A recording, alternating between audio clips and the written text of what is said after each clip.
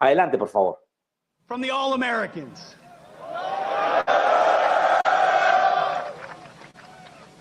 It's incredible. I wish every American could stand in that field and watch 600 paratroopers fall from the sky after preparatory fires and assault on the objective. That's sheer American firepower. But you know what I wish Americans could also see? What I get a chance to see every day, what other members of the cabinet get to see every day, which is our Commander-in-Chief, President Donald Trump, putting America first.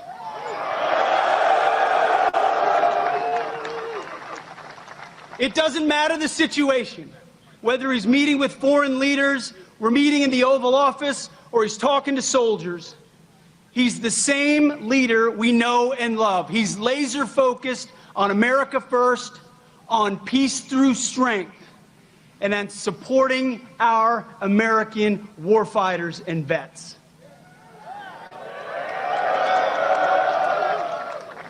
You know exactly where his compass is. You know exactly what he believes. And what I tell troops when we travel across the world, and I've had a chance to meet so many of you fine Americans, what I always say, the message from our Commander-in-Chief is, he has your back.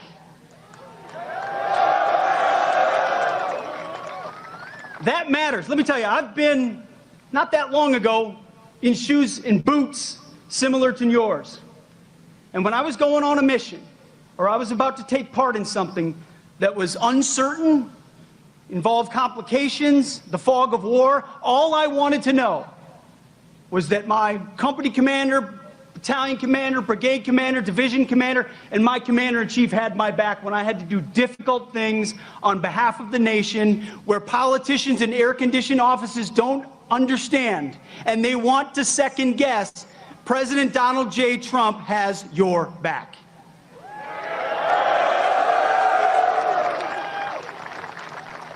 So at the Defense Department, we're doing three critical things at his direction. Number one, we're restoring the warrior ethos.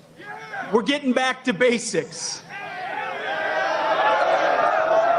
Standards, accountability, readiness, training, warfighting, lethality. We're not a college or a university. We're not interested in your woke garbage and your political correctness.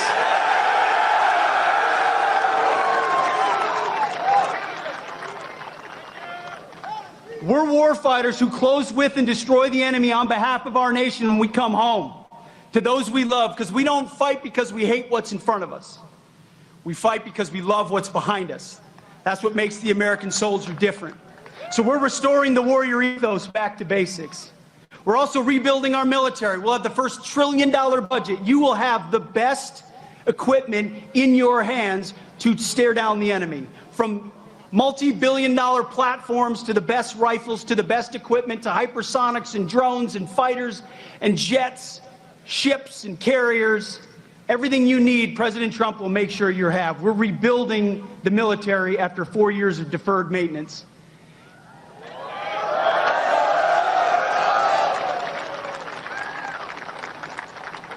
And finally, we're reestablishing deterrence. Our allies know that we stand with them, and our adversaries know what we are capable of doing to them, so that we can maintain peace through strength. President Trump seeks peace. He wants peace. So do I. So do you. For our families, for our kids and our grandkids.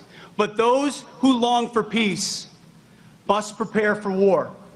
And that's something the 82nd Airborne, America's 911, does every single day. So it's an absolute honor to be your 29th Secretary of Defense. You have my pledge that every single day our focus is on you and your mission and having your back. And you're about 1 minute away from hearing from your Commander-in-Chief, President Donald Trump. God bless you and God bless our nation.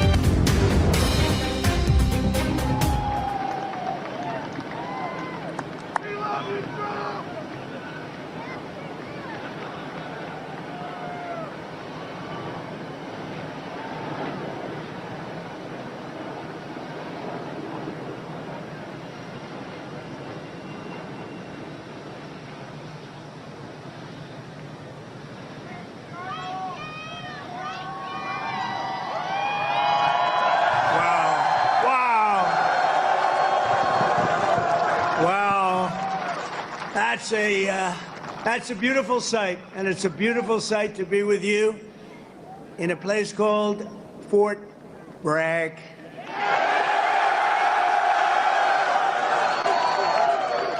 Can you believe they changed that name in the last administration for a little bit?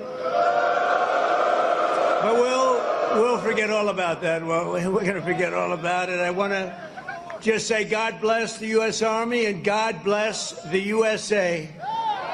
Great place, great group. I want to thank so many incredible soldiers and paratroopers, pilots, warriors for that awesome display of pure, unrivaled American military might. I just saw something that was crazy. You don't want to mess. I've been saying a long time, we have the best, nobody even comes close, but they just gave me a display that you might be lucky not to see it, because it's a little scary. It was beautiful to watch. Let's hear it for the Army Special Operations and Command and the 82nd Airborne Division and the 18th Airborne Corps. What a show it was, and what a show it continues to be. And Saturday is going to be a big day in Washington, D.C. You know, a lot of people said, we don't want to do that. I say, yeah, we do. We want to show off a little bit. You know, recently, other countries celebrated the victory of World War I. France was celebrating, really. They were all celebrating. The only one that doesn't celebrate is the USA, and we're the ones that won the war. Without us, you'd all be speaking German right now. Maybe a little Japanese thrown in. But we won the war. And we don't celebrate, but we're going to celebrate on Saturday, and we're going to celebrate from now on. We're going to celebrate our greatness and our achievements. This week we honor 250 years of valor and glory and triumph by the greatest fighting force ever to walk the face of the earth, the United States Army.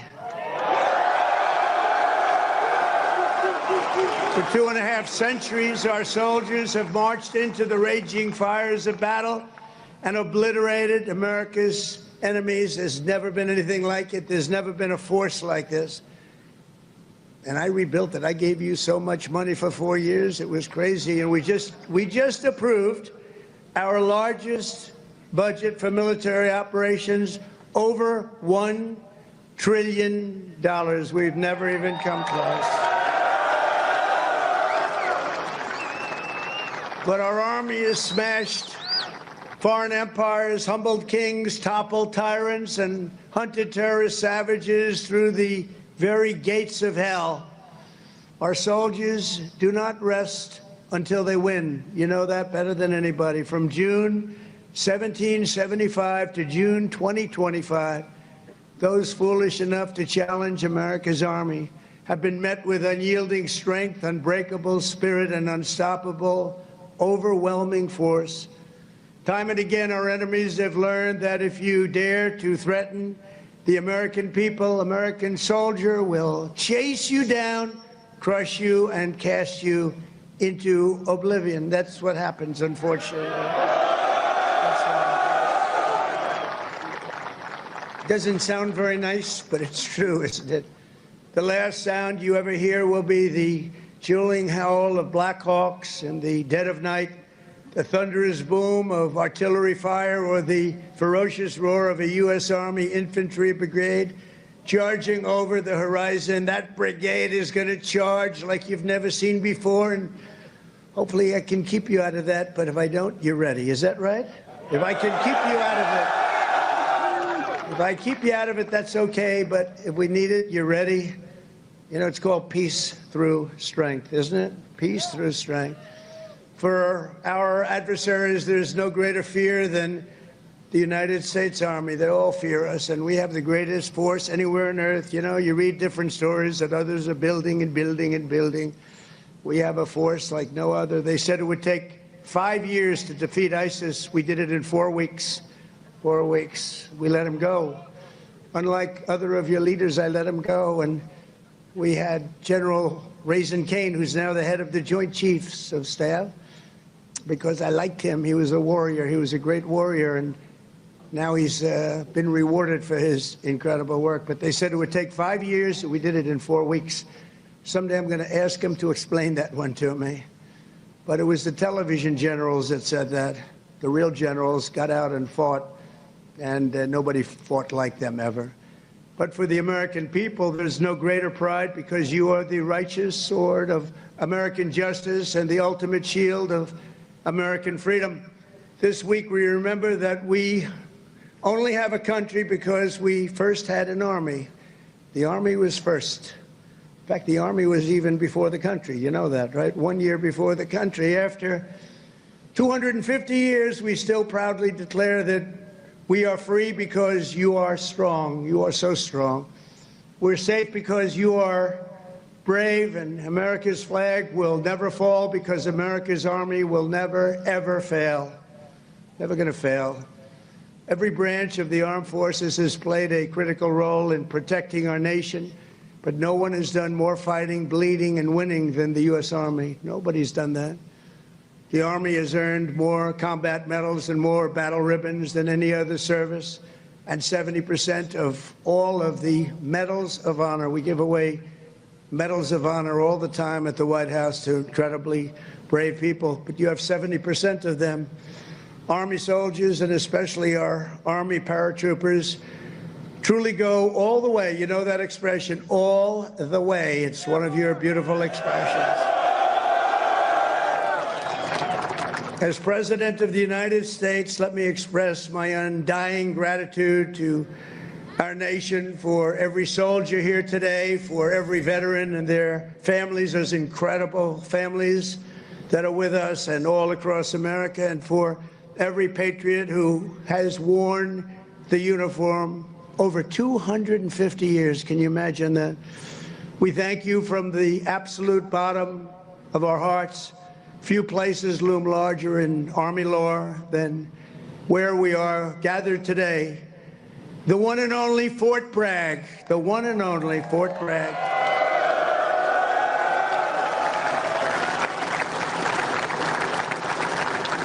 But remember, it was only that little brief moment that it wasn't called Fort Bragg. It was by the Biden administration, not Trump. I had nothing to do with it.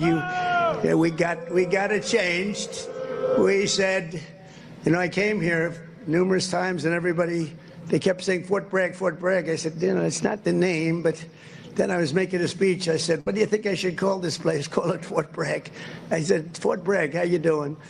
We won a lot of battles from this place, and that's the way it is. It wasn't even close. When Pete and some of the generals came to see me, I said, not even close, not even close. This is the home of the Green Berets, the Sky Dragons, and the all-American 82nd Airborne. We know what 82nd Airborne Division.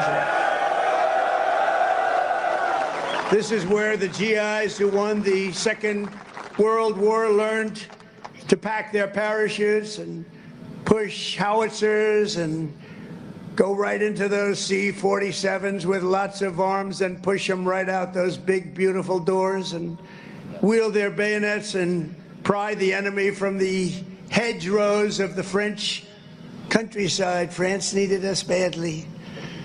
We were there. A lot of people needed us badly. They still do, maybe worse than ever. It was here in the soil that the Army forged the medal that held strong at Bastogne. It was here the mighty paratroopers earned their wings before they rained down death from above to liberate Sicily, Normandy, and even the Netherlands. That's right. We saved the Netherlands. Every inch of this base is steeped in the legacy of those warriors who have said with pride, "Sir, I trained at Fort Bragg, sir."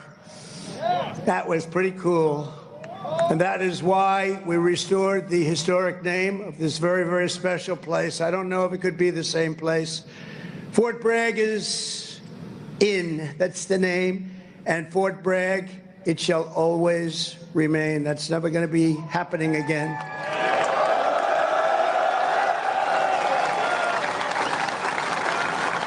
And for a little news for the fake news back there, the fake news, ladies and gentlemen, look at them all. Oh, yeah, what I have to put up with.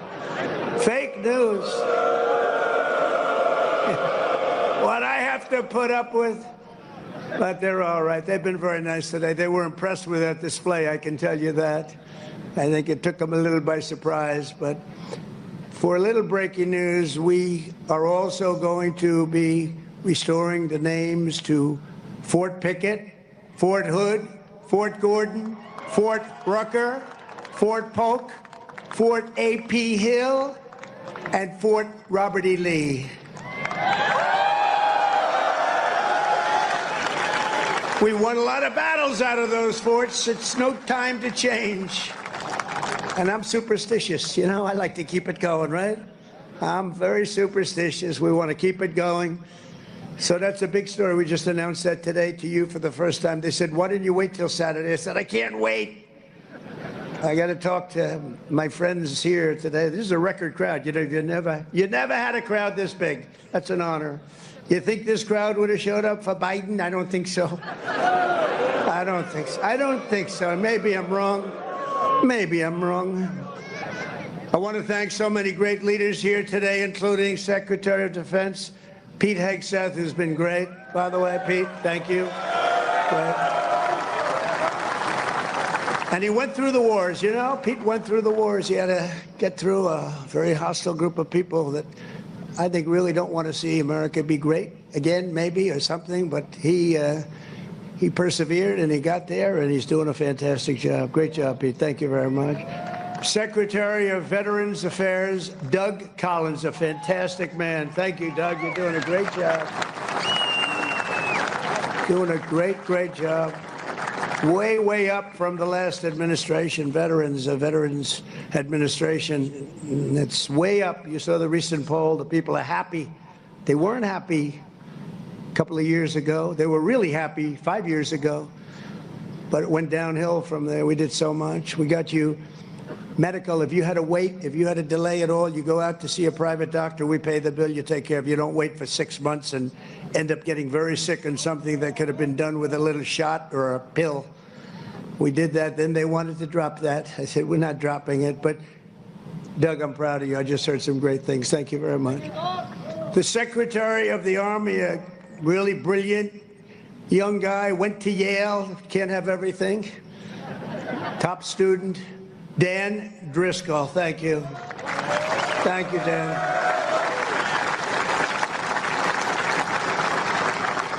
And we have your senators, Senator Ted Budd and Senator Tom Tillis. Thank you, fellas. Thank you. Thank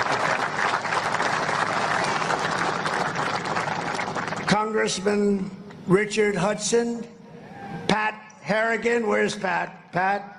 Good, Pat. You're doing great. You guys are amazing. And we have the big brass, General Andrew Pappas. General, thank you. Thank you, General. Doing a great job. General John Braja. John, thank you. Great job. Thank you for today, John. General Greg Anderson. Thank you. Thank you, Greg. Thank you. Sergeant Major of the Army, Michael Weimer. And before going further, I want to say a few words about the situation in Los Angeles, California. Have you heard of the place? Where I've deployed thousands of National Guard troops and hundreds of Marines to protect federal law enforcement from the attacks of a vicious and violent mob. And some of the radical left, they say, oh, that's not nice. Well, if we didn't do it, there wouldn't be a Los Angeles. It'd be burning today, just like their houses were burning a number of months ago. Generations of Army heroes did not shed their blood on distant shores only to watch our country be destroyed by invasion and third world lawlessness here at home, like is happening in California. As Commander-in-Chief, I will not let that happen. It's never going to happen.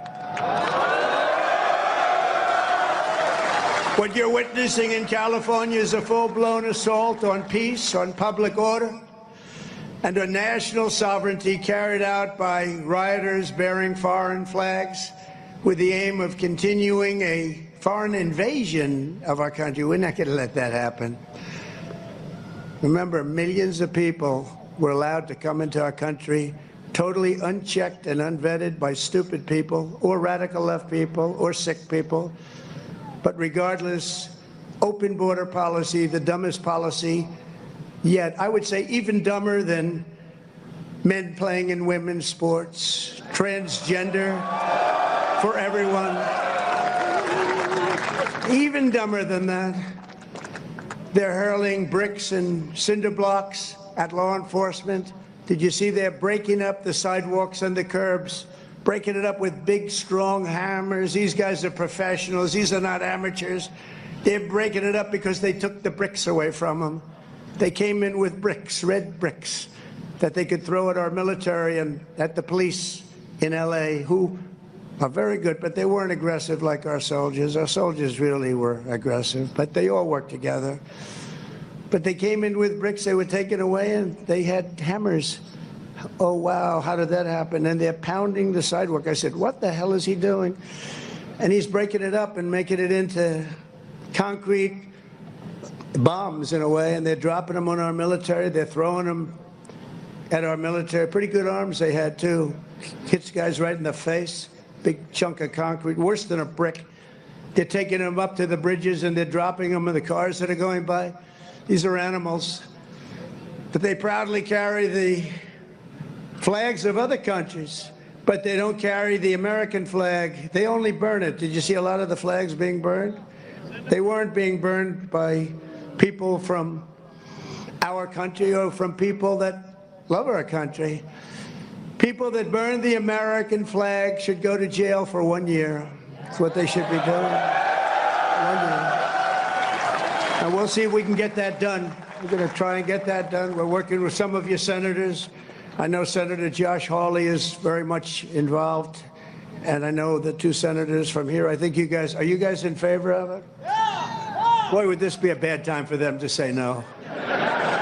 I got you. I got those 2 votes.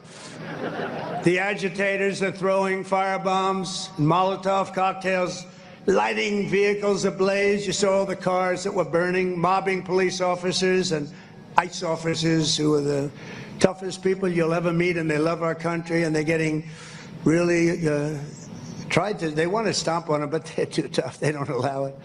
And attempting to infiltrate and occupy federal buildings wearing armor and face shields. The best money can buy, somebody's financing it. We're going to find out through Pam Bondi and Department of Justice who it is. They're already on it. Who's financing all this equipment? Very professional. Under the Trump administration, this anarchy will not stand. We will not allow federal agents to be attacked, and we will not allow an American city to be invaded and conquered by a foreign enemy, and that's what they are. A lot of those people were let in here by the Biden administration. They just poured right in. They came from prisons, they came from jails from all over the world. They came from mental institutions. They were the leaders of gangs. They were drug lords allowed to come into our country. Their countries threw them out. Their countries would bus them or drive them right to our border and say, go in there, you ever come back, we're going to kill you. And we got them, and we're getting them out of here. I want to applaud the courage and the strength of the incredible troops who are right now standing guard to protect federal property and personnel and uphold the supremacy of federal law. That's what they're doing. They're protecting our ICE agents. They're protecting the police in Los Angeles. The head of the police in Los Angeles, a good man, I hear a good man, but he was actually saying we really did need this help. It had gotten away from them. It had long gotten away. And we gave it to them. Not only are these service members defending the honest citizens of California, they're also defending our republic itself. And they are heroes. They're in there, they're heroes. They're fighting for us. They're stopping an invasion just like you'd stop an invasion. The big difference is most of the time when you stop an invasion, they're wearing a uniform. In many ways, it's tougher when they're not wearing a uniform because you don't know exactly who they are. In Los Angeles, the governor of California, the mayor of Los Angeles, they're incompetent, and they paid troublemakers, agitators, and insurrectionists. They're engaged in this willful attempt to nullify federal law and aid the occupation of the city by criminal invaders. That's what it is. They're invaders, no different. Their position is that the rioting will not stop unless ICE withdraws from Los Angeles and ceases the enforcement of federal immigration law. In other words, they came in here illegally. Many of them came out of prisons and jails, the most heinous people. They came from all over the world. They came from the Congo in Africa. They came from Asia. They came from the prisons of these places. They were put into the United States and allowed to stay here because we had a grossly unfit president who listened to whoever was operating the auto pen. And they allowed these people to stay. And by the way, I've known this guy for a long time. He was never the sharpest bulb. But you know what he was? He wasn't a radical left lunatic. He never dreamt about open borders. He never said that when he was of sound mind, which actually was a very long time ago. So sad what they've done to our country. I will say that without question, however, you're seeing the financial numbers. We've now got the hottest country anywhere in the world. And 6 months ago, it was the coldest country. We're being laughed at all over the world. I was in Saudi Arabia, Qatar, UAE. We brought back $5.1 trillion into our country. And all three leaders, they're great leaders, all three said, you know, you are presiding over the hottest country anywhere in the world. And they said the exact same thing. They said 6 months ago, it was the coldest country. I'll tell you, it changed on a date. You know what November 5th was? It was the election of a president that loves you. And that's when it all changed. That's when it all changed. Within the span of a few decades, Los Angeles has gone from being one of the cleanest, safest, and most beautiful cities on earth to being a trash heap with entire neighborhoods under the control of transnational gangs and criminal networks. It's horrible what's happened so quickly. As the entire world can now see, uncontrolled migration leads to chaos, dysfunction, and disorder. And you know what? They have it in Europe, too. It's happening in many of the countries of Europe. They don't like it when I say it, but I'll say it loudly and clearly. They better do something before it's too late. Very simply, we will liberate Los Angeles and make it free, clean, and safe again. It's happening very quickly. The one big, beautiful bill, you've heard about it. We call it the one big, I was on one of the television shows, I think Deface the Nation. Ladies and gentlemen, Deface the Nation. It's actually called Face the Nation for those of you that are smart enough not to know, because you're better off not knowing. But I was on one of the shows, and I said, we got to get a great bill. They said, would you like it to be one bill, or would you like it to be 7 or 8 bills? They said, I want one big, beautiful bill. And the Republican Party liked that statement. They call it one big, beautiful bill, so that's good. And that's what it is. It's great. And it's currently before Congress. It provides all necessary funding for ICE, for Border Patrol, and for the Department of Defense. And I told you, at a level that we've never had before, over $1 trillion. We better get that bill approved. Otherwise, your helicopters and your planes and your equipment's going to start to look a little bit old, General. You better push your favorite congressman. You better push these 2 senators. I think they're in good shape, however. But we got to get it approved. And those congressmen by you are all 100%. I don't even have to talk to them. They've been so great. So I want to sign this into law immediately, and with the signing, so many great things will happen to our country. No tax on tips. Think of that. No tax for seniors on Social Security. No tax on overtime. They're going to pay for themselves. And if you get a car, and if you borrow money to buy the car, we're going to let you deduct the interest payment if it's a new car made in America. Only if it's made in America. If it's made in Japan or China or any place else, we're not really interested in your deduction. I was elected winning all 7 swing states, the popular vote by millions and millions of votes in all counties throughout America by 2,750 to 525. That's what I call a big number.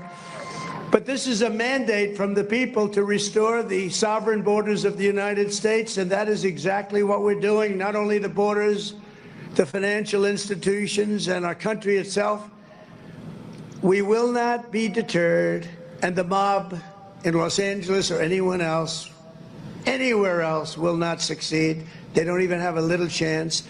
And I will be calling you early as I see this happening because, you know, in theory, I guess you could say a governor could call, but they don't call. They let their city burn, like in Minneapolis with this guy who ran for vice president against J.D. That was a good debate, J.D. against this guy. Remember how bad he was? That was one of the, I said, J.D., there's never been a man like you're competing against. This is the worst. I think he's running for president, too. Can you believe it? But he's a radical left lunatic, and I'll never forget, in Minnesota, that city was burning down. Minneapolis was burning down. It was going to burn to the ground, and he wouldn't call the guard.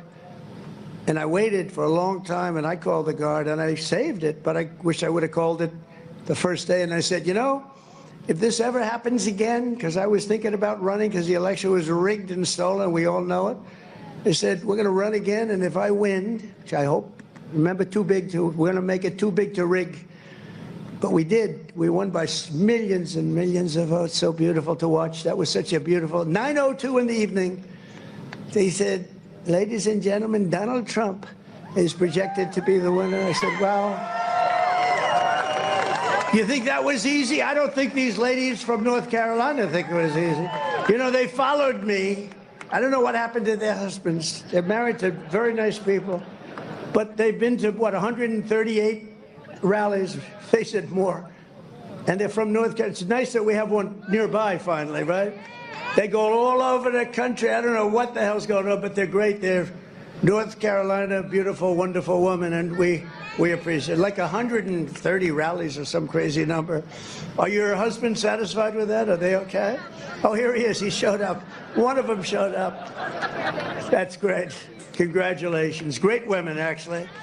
The great patriots. We will use every asset at our disposal to quell the violence and restore law and order right away. We're not going to wait 7 days and 8 days and wait for a governor that's never going to call and watch cities burn.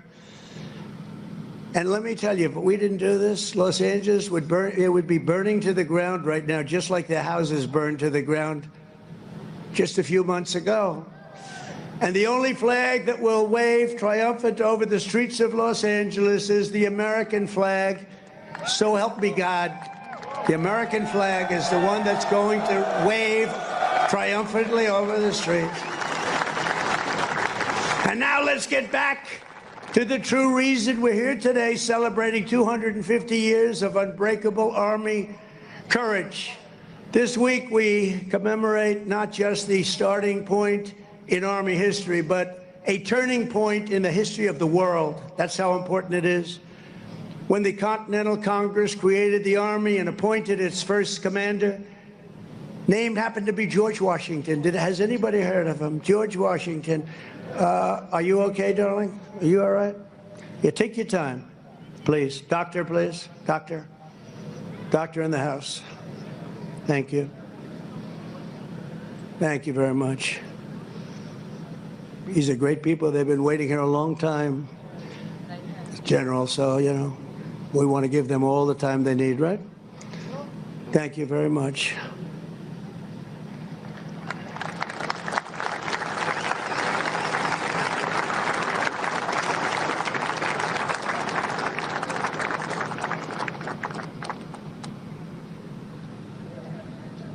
Greatest people in the world. They are amazing. Amazing.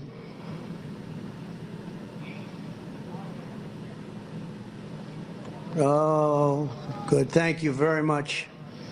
Thank you.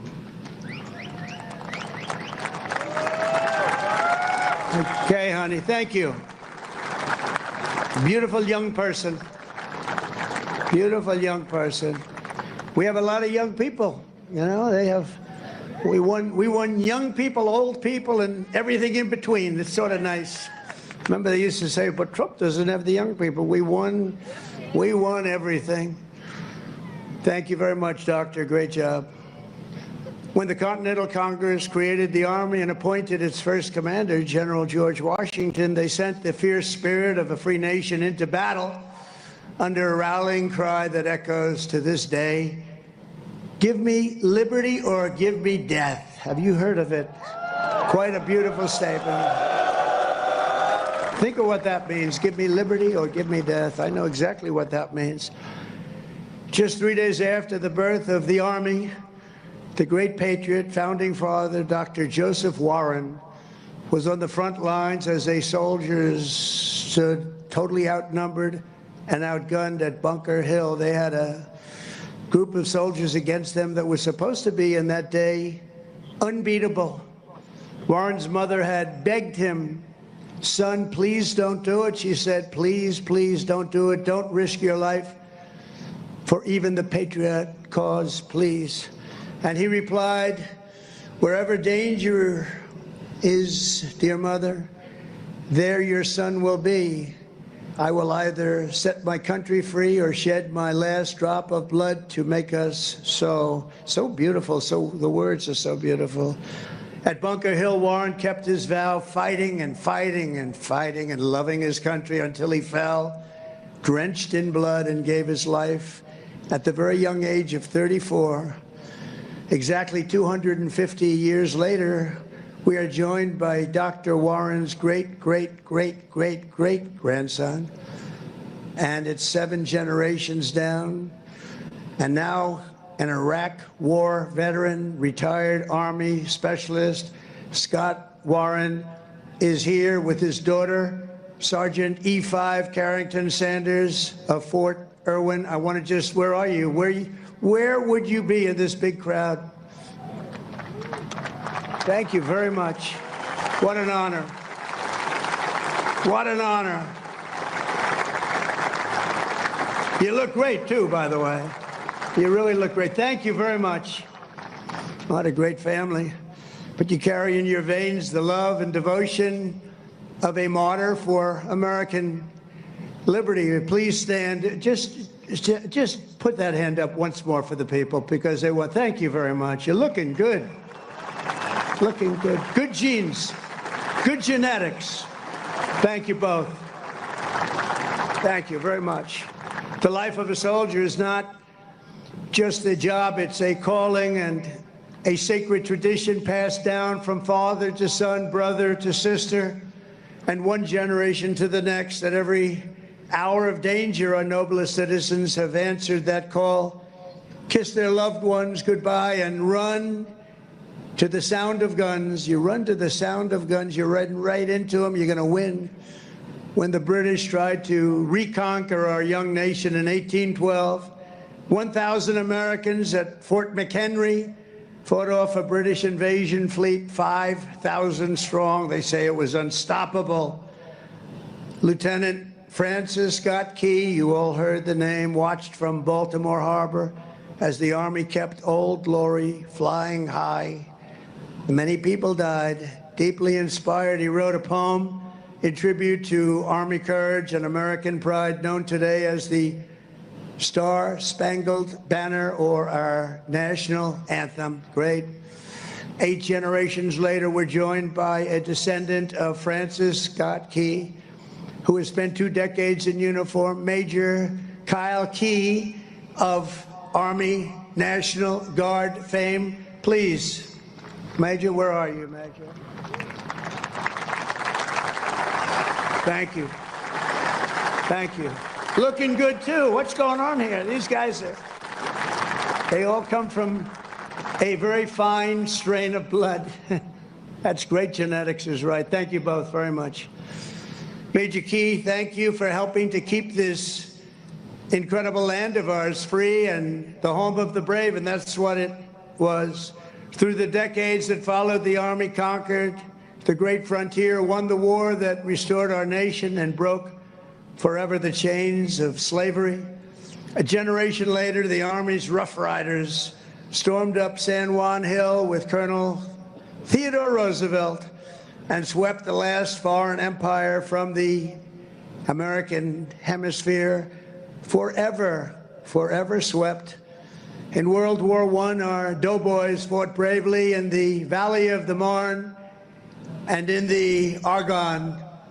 There in 1918, a devout Tennessee Christian named Alvin York, you know that name, charged across an open field towards the German machine guns. They were firing at levels at that time that nobody had ever seen before. They were knocking down everything in their way, including giant trees were coming down. The enemy mowed down more than half of his platoon almost immediately. The platoon was going down like nobody's ever thought possible. But York pressed on into the jaws of death. He slayed German after German and returned with 132 prisoners from behind the enemy lines. And he had the option of killing them, and he didn't want to do that. And that's okay, isn't it, right? It's okay. But he brought 132 back. And his actions and the actions of that great day, that crazy but great day, Sergeant York earned the Congressional Medal of Honor and became one of the most famed and decorated heroes of the First World War. Very famous, actually, because of the movie that was made. And we're joined today by Sergeant York's grandson, Army Colonel Gerald York. Gerald? Thank you. Thank you, Gerald. Thank you very much. It's a great honor to have you. Thank you, Gerald. At his grandfather's funeral in 1964, Gerald was told by the command sergeant major of Fort Bragg that it was about time he joined the Army. And he volunteered for combat in Vietnam and gave the Army 31 of his best years. No, I think your best years are right now. You look very good. Your best years are right now. Keep it going. But Colonel York, we salute you. We salute your family and the fame and the bravery of your family. Thank you very much. Appreciate you being here. And in World War II, the Army once again came to the free world's rescue. Among the millions and millions who volunteered was Henry Armstrong. He enlisted 6 months before his high school graduation and did basic training right here at Fort Bragg. By the next year, he was in Normandy. He fought his way across France as part of Patton's Third Army, crossed the Rhine into the heart of Germany, and helped liberate a Nazi concentration camp. He was a brave person. Command Sergeant Major Henry Armstrong is here with us today. He's 100 years old, a veteran of numerous World War II battles, and 41 years in the Army.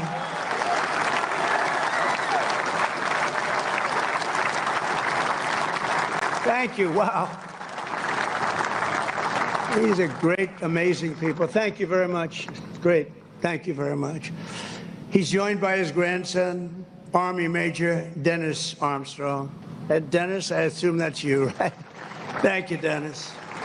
And Dennis's wife, Captain Shelley Armstrong. They love the military, and they love our country. Thank you very much, Shelley. Thank you very much. Appreciate it. And their son, Tanner. Where's Tanner? Let me see. Oh, he looks good, too. They all look good. Tanner might look the best, actually. Thank you very much. Who's an active duty staff sergeant in the 82nd Airborne right here in Fort Bragg. He could right now run for office, I think. He's very popular. In Korea, our warriors held the front line in the battle against communism and liberated millions and millions into the light of freedom. To Vietnam, we sent some of the toughest men who ever wore army boots and olive drab. One of them was Joe Marm of Pennsylvania. He was 23 years old when his platoon was ordered to rescue soldiers surrounded by the enemy in the Battle of Ia Drang. Lieutenant Marm charged into heavy fire, killing 4 enemy soldiers in the brush before sprinting across 40 yards of open field. His teammates could not believe he was doing it, actually, they said. He then tossed a grenade that killed 8 Viet Cong gunners, plunged into the trenches and killed still more before being shot in the jaw, badly in the jaw. He successfully cleared the way for his men to save their stranded comrades and, frankly, for his men to save their own lives. He was unbelievable.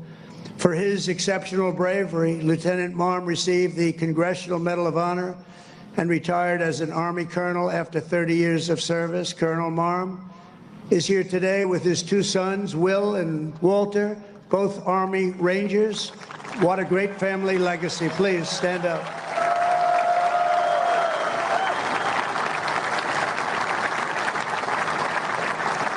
How's your jaw feeling? All right? The jaw? It's all right? Looks pretty good. I wish mine looked that good. It's very good. Thank you very much. Great family. Appreciate it. Real heroes. In the modern era, our soldiers have charged into the darkest caves and ventured into the most God-forsaken places to vanquish the forces of radical Islamic terror from the face of the earth. In 2007, Chief Warrant Officer Eric Phillips was stationed at a remote outpost in the Afghan mountains when a massive Taliban force attacked from all sides. He thought he was finished. For 3 hours, he led a hellacious counter-assault to successfully repulse the enemy in close combat. In the same deployment, Eric again repelled an attack by a vastly larger enemy force, saving countless lives.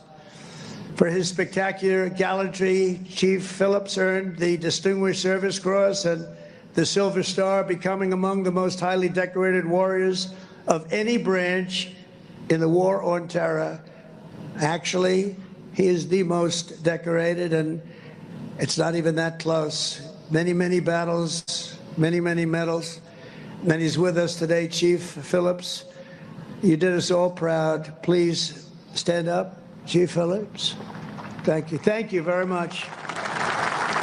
Thank you. You are Army strong. Thank you very much, Chief. From the American Revolution until today, the story of the Army is the tale of an unbroken chain of American patriots who gave all they had for this country.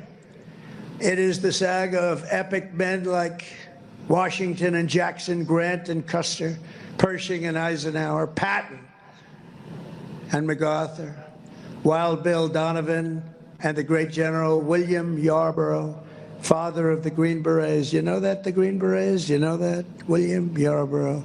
It's a story of fabled units like the Old Guard, the Iron Brigade, the Big Red One, the Buffalo Soldiers, the Harlem Hellfighters, the Tuskegee Airmen, the Screaming Eagles, and George Patton's Hell on Wheels. They called it Hell on Wheels. When he was after you, it was not good. The weapons of war have changed with every generation, but the unflinching loyalty of the American soldier has always remained the same. The Army has always stayed true to its motto, "This we'll defend." You know that. This we'll defend. Army warriors who have laid down their lives for America rest by the thousands in the sacred soil of Arlington and Gettysburg, Anzio and Manila, and to far-off places known only to God. We owe everything to them. Today we renew our devotion to the cause of liberty for which they so selflessly lived and fought and so bravely died. There could be no greater tribute to their memory than to prepare the Army to dominate America's enemies for the next 250 years and more than that.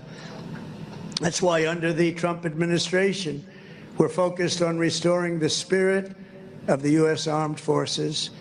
No soldier ever volunteered for the Army to be lectured about transgender diversity or inclusion. You don't want to hear that. Transgender for everybody. We don't do that. America's patriots joined the Army to kick down doors, storm beaches, kill terrorists, and win America's wars. That's what we want. And that's what you want.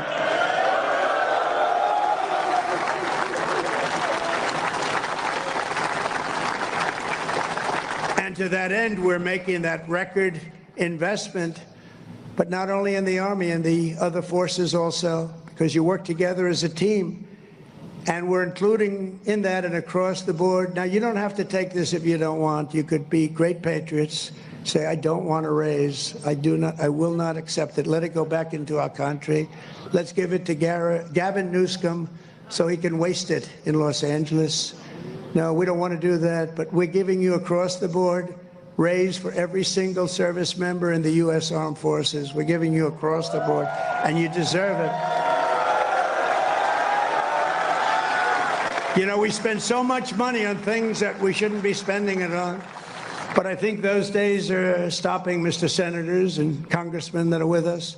As part of our one big, beautiful bill, we are also investing over $1 billion to update your on-base housing.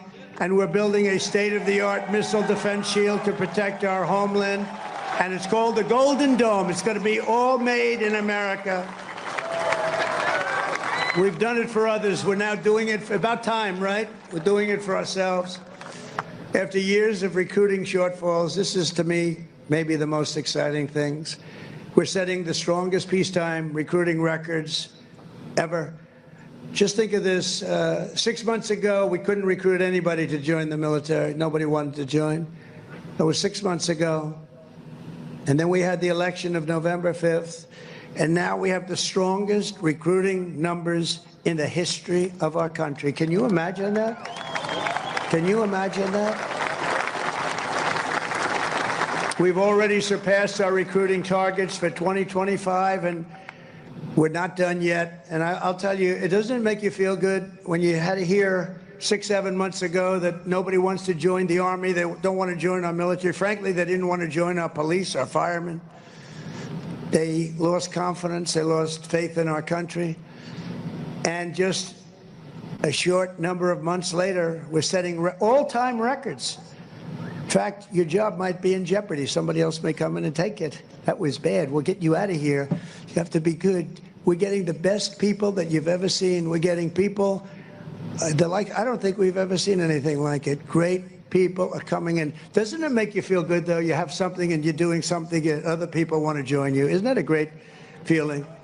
Now, wasn't it a lousy feeling just a short time ago when they announced, you know, you're a soldier and you're proud of your country and you're proud of the Army in your case, and you're reading stories about nobody wants to come in and join the military, right? Isn't that lousy? Even the ladies from North Carolina were not happy with that. But then we had a great election. It was amazing. Too big to rig. We had a great election, and all of a sudden, the people are pouring in, and we have incredible people like Pete and the others that are here, Dan. I think they made a big difference. I really do. So thank you very much. All of you guys, I think you've really made a big difference. The Army will soon be stronger, bigger, and better than ever before. And every new soldier that joins our ranks will kindle the same fighting spirit exemplified by the likes of Sergeant Major Jim Schmidt, who's no longer with us. At 15 years old, after lying about his age, because he wanted to get in so badly, Jim trained at Fort Bragg to fight in World War II. When Jim's middle school wrote to ask if he would attend his 8th grade graduation, he wrote back, "That will be impossible, as I'm rather busy now. I'm in the hinterlands hunting down Germans," and I have to say this, and Italians. I know there are a couple of Germans and Italians here. As a paratrooper, he made the famous drops at Sicily and Salerno while still a young boy, too young to be in. The Army kicked him out. They found out about it. They kicked him out. They discovered he was way underage. They said, "Jim, you got to get out of here. You're a hell of a soldier, but you got to get out." But that didn't stop Jim. He enlisted in the Navy. But the moment he turned 18, he came right back and he joined the 82nd Airborne. How about that? He went on to fight at the Chosin Reservoir in Korea, rough place. Saw combat in Vietnam and ended his career right back at Fort Bragg, having earned 2 Silver Stars, 3 Bronze Stars, and 2 Purple Hearts. With us today is Jim's widow, Peggy, and their beloved grandson, Army Specialist Christian Forbes, who is currently deployed at our southern border defending our country from an invasion, whether we like it or not. It's an invasion, but I don't know if you've heard, the invasion was 99.9% stopped. Do you hear that? 99? Could even be more right. 99.999% stopped. That invasion is stopped. So I think he's in good shape. Specialist Forbes, I want to thank you for defending America. And you've obviously done a good job because that invasion has been stopped, and we appreciate you being here. Thank you, wherever you may be. Thank you very much. Thank you very much. Great.